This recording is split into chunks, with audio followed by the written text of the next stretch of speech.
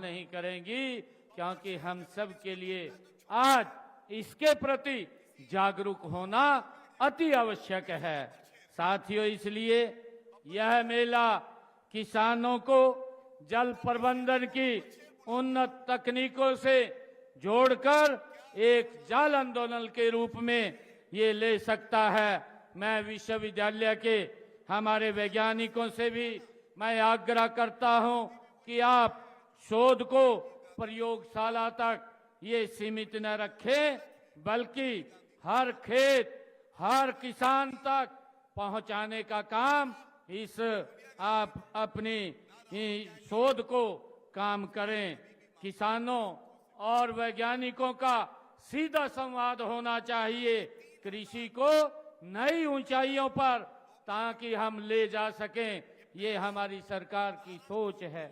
साथियों, यह मेला किसानों को आधुनिक कृषि यंत्रों, उन्नत बीजों, नई तकनीकों और वैज्ञानिक सलाह से जोड़ने का एक सशक्त मंच भी है।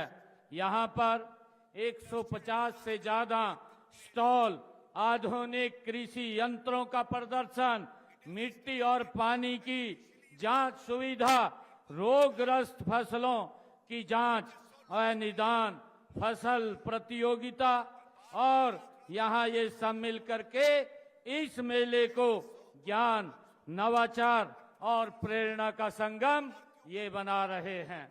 मुझे सभी स्टॉल के ऊपर भी जाने का अवसर मिला है। जो हमारे कृषि जो यंत्र बनाने वाले स्टॉल के ऊपर हमारे वैज्ञानिक, उनसे बात करने का भी मुझे मौका मिला है। साथियों, हमारा राज्य ये कृषि प्रधान राज्य है। हमारी पहचान हमारे खेत खलियानों से है, हमारी समृद्धि हमारे किसानों के पसीने से है। हरियाणा की धरती ने हमेशा देश को अन्न के मामले में आत्मनिर्भर बनाने में अग्रणी भूमिका हमारे किसानों ने निभाई है। साथियों, देश के यशस्वी प्रधानमंत्री आदरणीय नरेंद्र मोदी जी के कौशल नेतृत्व में आज हम विकसित राष्ट्र बनाने की ओर गति से अग्रसर हैं। ऐसे में जल संरक्षण और तकनीकी आधारित कृषि की आज बहुत जरूरत है। मुझे पूरा विश्वास है कि हरियाणा का किसान इस परिवर्तन का नेतृत्व वो करेगा। साथियों, हमारी ये डबल इंजन की सरकार का स्पष्ट दृष्टिकोण है कि किसान केवल अन्नदाता नहीं, बल्कि वो ऊर्जा दाता और रोजगार दाता और अर्थव्यवस्था के निर्माता बने। ये हमारी सरकार की डबल इंजन सरकार की सोच है। साथियों, इसीलिए हमारी नीतियां केवल उत्पादन बढ़ाने तक सीमित नहीं है, बल्कि किसान की आय बढ़ाने, लागत घटाने और जोखिम कम करने पर हमारी नीतियां केंद्रित हैं। आप सभी जानते हैं कि फसल विविधीकरण व जल संरक्षण का गहरा संबंध है। इसलिए समय की मांग है कि हमारे किसान भाई ऐसी फसलों की पैदावार करें जिसमें पानी की कम जरूरत होती है। साथियों, हमने ऐसे फसलों को बढ़ावा देने के लिए मेरा पानी मेरी विरासत योजना 2020 में हमने इसको शुरू किया था। साथियों, इस योजना के तहत वैकल्पिक फसलें लेने, खेत खाली छोड़ने वाले किसानों को 8,000 प्रति एकड़ के हिसाब से वित्तीय सहायता दी जाती है और इस योजना के तहत 2,20,000 एकड़ में धान की जगह वैकल्पिक फसलें बोने पर किसानों को हमने हरियाणा प्रदेश के अंदर 157 करोड़ रुपए की वित्तीय सहायता वो दी है, जिन हमारे किसान भाइयों ने अपनी फसल को धान से दूसरी फसल बोने का काम किया है। साथियों, इसके अलावा पानी की बचत के लिए वर्षा जल संचय, ड्रिप और स्प्रिंकलर इरिगेशन जैसी, ये माइक्रो इरिगेशन जैसी तकनीकों को भी आज बढ़ावा दिया जा रहा है। साथियों, माइक्रो इरिगेशन तकनीकों पर हमारी सरकार 85% तक सब्सिडी दी जाती है। किसानों को तालाब बनाने के लिए 85% का अनुदान देने का काम ये हरियाणा सरकार कर रही है। साथियों, हमने सीवरेज ट्रीटमेंट प्लांट के शोधित पानी को भी सिंचाई के लिए इस्तेमाल करने की 27 योजनाएं हमने तैयार की हैं और इनमें से 11 तो पूरी हो चुकी हैं और इनमें सिंचाई के लिए एक स्थायी जल स्रोत हमें मिलेगा, नहरों पर दबाव कम होगा और भूजल का दोहन भी ये घटेगा। साथियों, हमने फसल अवशेष व पराली की समस्या को से निपटने के लिए किसानों को जागरूक करने का काम हमारी सरकार कर रही है और उन्हें पराली प्रबंधन के लिए 1 लाख से ज्यादा मशीन हमें देने का काम हमने किया है। किसान हित में हरियाणा में सभी 24 फसलों की खरीद न्यूनतम समर्थन मूल्य MSP पर देने का काम देश का पहला राज्य हरियाणा बना है। हमने अपने किसान की पूरी फसल MSP पर खरीदने का निर्णय किया है। साथियों, इसे हमने अपने किसानों के लिए ई खरीद पोर्टल के माध्यम से पिछले 10 सीजन में 12 लाख किसानों के खाते में MSP पर फसल की खरीद का 1,64,000 करोड़ रुपया डायरेक्ट किसान के खाते में पहुंचाने का काम ये हमारी सरकार ने किया है। साथियों, मैं किसान भाइयों से ये भी कहना चाहता हूं कि हमने फसल खरीद का भुगतान उसका एग्जिस्ट गेट पार्ट कटने के 48 घंटे के अंदर किसान के खाते में ये पैसा पहुंचाने का काम ये हमारी सरकार कर रही है। साथियों, मैं सभी किसान भाइयों से ये भी कहना चाहता हूं कि देश के यशस्वी प्रधानमंत्री आदरणीय नरेंद्र मोदी जी ने जो प्रधानमंत्री किसान सम्मान निधि योजना वो के तहत हमने हरियाणा प्रदेश के लगभग 20 लाख किसानों के खाते में 7,233 करोड़ रुपया पहुंचाने का काम ये हमारी सरकार ने किया है।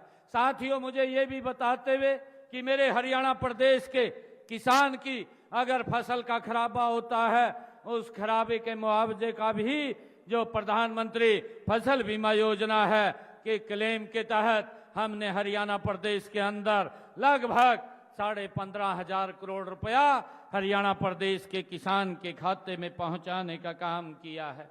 साथियों, हमने किसान को कोई नकली बीज या दवाई उसको ना दे ताकि उसका शोषण ना हो।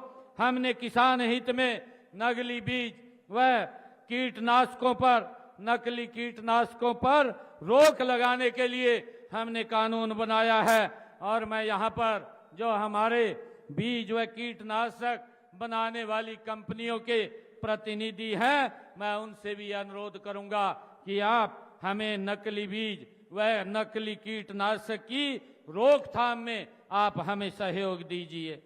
किसान भाइयों, मुझे ये भी गर्व है कि हमारे प्रगतिशील किसान भाइयों ने सब्जी व फलों की खेती करने के लिए नेट हाउस, पॉली हाउस और हाईटेक ग्रीन नेट हाउस ये आधुनिक तकनीकों को आज हमारे किसान भाई अपना रहे हैं।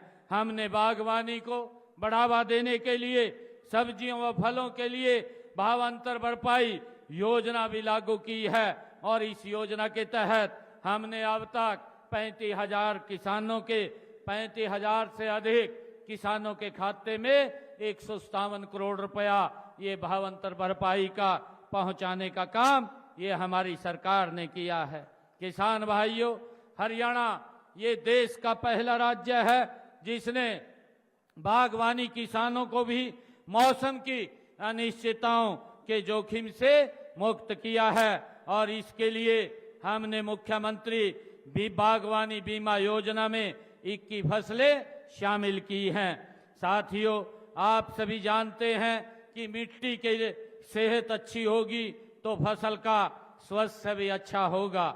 हमारी सरकार ने मृदा स्वास्थ्य कार्ड योजना की शुरुआत इसी सोच के साथ की थी कि इस मेले को में आपको अपने खेत की मिट्टी की वैज्ञानिक रिपोर्ट उनके उसके अनुसार आप खाद डाल सकें और दूसरे पोषक तत्वों के प्रयोग की जानकारी आपको दी जा सके। इसमें लागत घटेगी और आपका उत्पादन बढ़ेगा। ये हमारी इस प्रकार की सरकार निरंतर इस कामों को आगे बढ़ा रही है। किसान भाइयों, हमारा लक्ष्य है कि हर योजना का लाभ हर किसान तक पहुंचे। कई बार इन योजनाओं की सही जानकारी अंतिम छोर तक ये किसान तक नहीं पहुंच पाती और इस तरह का आयोजन इन सभी कमी को दूर करेगा। आज हम सब जानते हैं कि आज डिजिटल तकनीक ने खेती को भी बदल दिया है।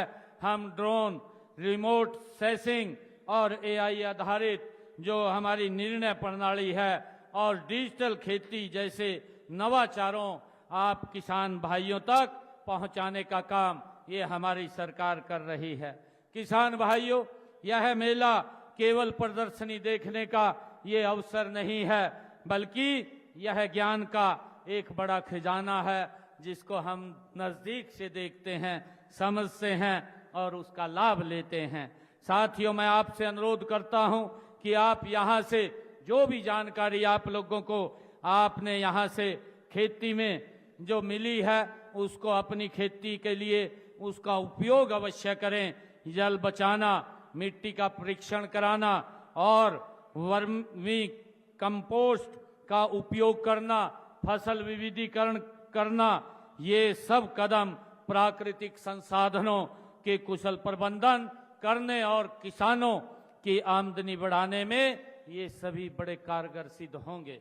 साथियों, मैं ये भी कहना चाहता हूं कि हमने पारदर्शी खरीद प्रणाली, समय पर भुगतान और डिजिटल प्लेटफॉर्म के माध्यम से किसानों को सशक्त बनाने की दिशा में भी हम गति से काम कर रहे हैं। साथियों, यह कृषि विकास मेला उसी दिशा में ये एक मजबूत कदम है। यहाँ से जो ज्ञान, जो प्रेरणा, जो ऊर्जा आप लेकर के जाएंगे वह आपके खेतों में एक नई कहानी वो लिखेगा। साथियों, आज मुझे ये भी खुशी है जब मैं लाडवा के अंदर आया हूँ, यहाँ लाडवा में 9 सड़कों का सुदृढ़ीकरण करने का आज मुझे मौका मिला है और लाडवा के लिए एक सचिवालय सेक्रेटेरिएट बनाने के लिए उसका भी आज मुझे उसका शिलान्यास करने का मुझे अवसर मिला है, जो लगभग 16 करोड़ रुपए की लागत से यहाँ बन करके तैयार होगा। साथियों, आज जब मैं यहाँ पर आया हूँ, मैं आज यहाँ एक हम सब जानते हैं कि ये गीता की भूमि और कर्म की भूमि, ये दिशानुकूल व युगानुकूल नव रचना का सृजन करने का ये पवित्र भगवान श्री कृष्ण की भूमि है। मैं आज इस भूमि के ऊपर गांव मथाना, जिला कुरुक्षेत्र में वैदिक कृषि व आधुनिक प्रबंधन प्रणाली का संस्थान स्थापित यहाँ पर किया जाएगा। आज उसकी घोषणा मैं करता हूँ। यह संस्थान लगभग 10 एकड़ में बन करके ये तैयार होगा और इसकी देखरेख चौधरी चरण सिंह हरियाणा कृषि विश्वविद्यालय हिसार के तत्वाधान में ये कार्य करेगा। यह संस्थान कृषि व ग्रामीण अंचल में उद्यमिता का भी एक प्रेरणा स्थल बनेगा।